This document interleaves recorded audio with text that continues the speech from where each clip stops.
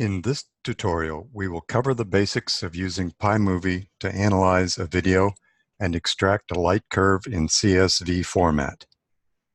The video used here is of an occultation with only a mild mag drop. We use this example because there is no need for tracking star. Only one measuring aperture is required. In addition, while there is a timestamp overlay on the video, we will defer the extraction of timestamp data to another tutorial dedicated to that subject. So the first step is to open the AVI file. And the file we want to use for this demonstration is here. I will open it. The next step is to create an AVI WCS. WCS is World Coordinate System. We're going to construct a folder to hold this AVI file. A simple click, and this lets us decide where we want to have that folder stored. We will just keep it where the AVI was present. We get a display that shows us exactly where it did create that folder. Now, let me show you what's in that folder. It isn't much. This is the folder we just created. And this looks like the AVI, but it actually isn't. It is in fact just a shortcut to the AVI that is very small. If you look down here, you'll see it's only 948 bytes. So what happens when you create one of these folders is the AVI is left exactly where it is, and a simple reference to it, either a shortcut if you're in Windows or an alias if you're on the Mac platform, is put in the folder. So the next step is to adjust our image. So I've activated the image contrast control. And if I grab these sliders, I can remap the scale so that it becomes easier to see our star field.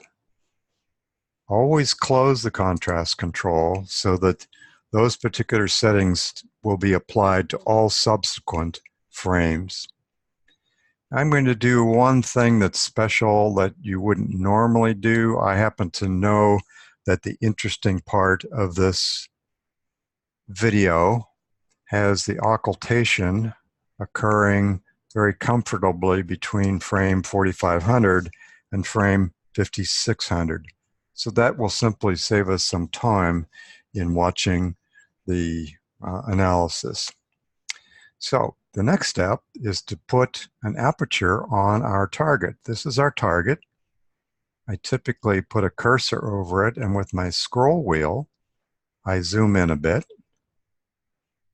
I right-click, and I add a snap to blob aperture. First thing that comes up is a dialog that asks you to name the aperture. You should definitely make use of this. This name will appear ultimately in the CSV file and also in your plots. It makes life a lot simpler if you have a meaningful name for your apertures. You may have noticed that once I finished the name, that this aperture snapped very close to the center of that star image.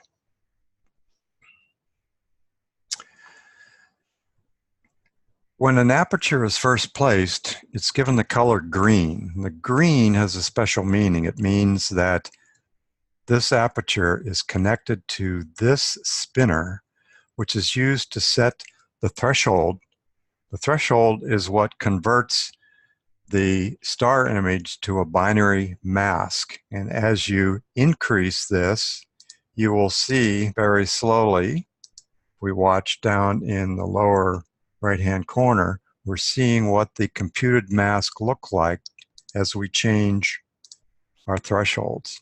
A good threshold is between 1 and 2 sigma. By sigma, we're talking about the noise, and that you can find down here. This 2.39 is the estimate of the noise. So a good starting threshold would be, let's say, 5.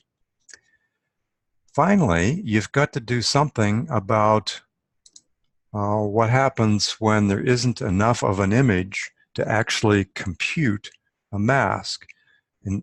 In that case, it needs a fallback to a default mask. So we are going to set a default mask radius of 3. So I opened up the Examine Change Aperture Settings. I clicked on this button. And if I click on this, the current default mask shows up on the lower right-hand side. And if I change that to a 3 and press return, you will see the effect of that change. The good practice here is to choose a default mask that is about the same size or a little smaller than the computed mask when the star is bright. When the star begins to disappear or is occulted and we only see the asteroid, we'll have less light, a smaller image, and so having a default mask that is smaller than when the image is bright is just good practice. So I will close that. Another good practice is to add a reference. We don't need anything. We have enough information to run our analysis right now, but I'm going to right-click and view all, and I'm going to simply pick another star in the field. I'm do a snap to blob, and I'm going to call it reference. And that will let us know if anything odd is happening, clouds, anything that's coming into our field of view. I'll simply change the threshold to, something more like 2 or 3 sigma. At that point, we are ready to run our analysis. To run an analysis, I click this button. And we are now extracting the light curve. And you can watch the mask as it gets computed. If you hover over a particular aperture, it will show you the correct display down below. While this is analyzing, you can click the plot button, which will show what it's gathered so far. That does not affect your data. It's just a way of getting a quick peek at what's happening to make sure that you're getting the data that you thought you were going to get. So we're almost done. I will mention just one more thing. This little button right here, version info, that lets you know what version 1.8.9 had that wasn't in 1.8.8 and so forth on back to, well, way back than you're ever going to want to read. It is common for new versions of PyMovie to be released. When you start PyMovie, if there's a new version, it will give you the option of loading it, and then you can start up the new version, and the first thing you would want to do is click on this button to find out what's new. Why should I care?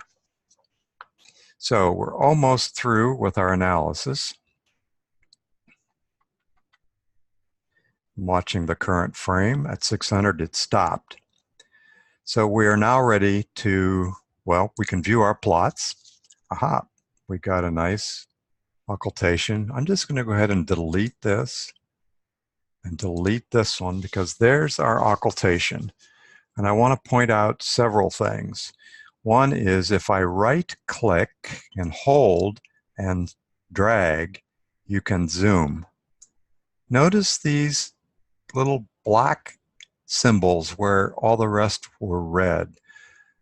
PyMovie shows where it had to use a default mask by using a black triangle instead of this red circle. So we had, it looks like 3 readings where there wasn't enough light from the star to form an acceptable mask. An acceptable mask will have 9 pixels in it. Anything less, PyMovie uses the default mask instead. Yep, that's all we had, was just those. This part of the display shows the number of pixels that were in the mask. Now we're computing the mask, and that's why it jumps up and down, jumps up and down. When the occultation occurs, well, we just see the asteroid, and that's dimmer, and that's a smaller image, and the computed mask shrinks. So you can see that it used a smaller mask, about half the size, when we were in the occultation event itself.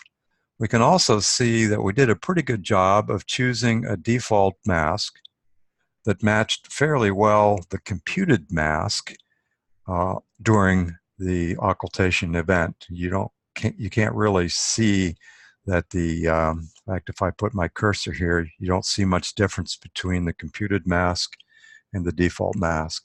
So that says we did a pretty good job of that. So I'm going to close that out, and the final step is to write your CSV. You name it anything you want to, and it will store that by default in the folder that you created. So I will go ahead and save that, and I have just 2 more administrative things to deal with.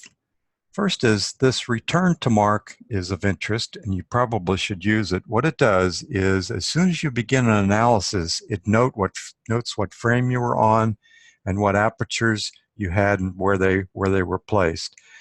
Now you can just click, and it returns to the frame you started on, which is 4500, with the apertures set where you originally placed it.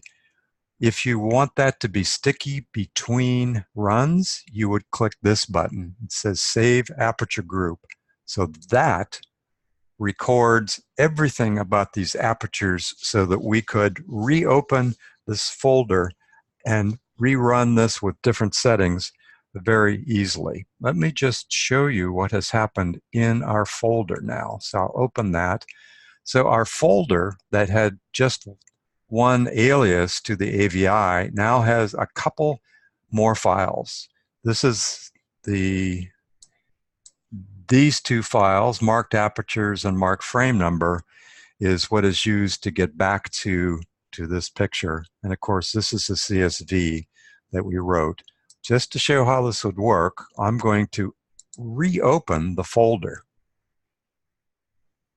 So I reopen, and initially it comes up with everything missing. But if I click on Restore Aperture Group, bingo, we're right back where we were before, except, of course, you've got to do your contrast setting. And that concludes this video.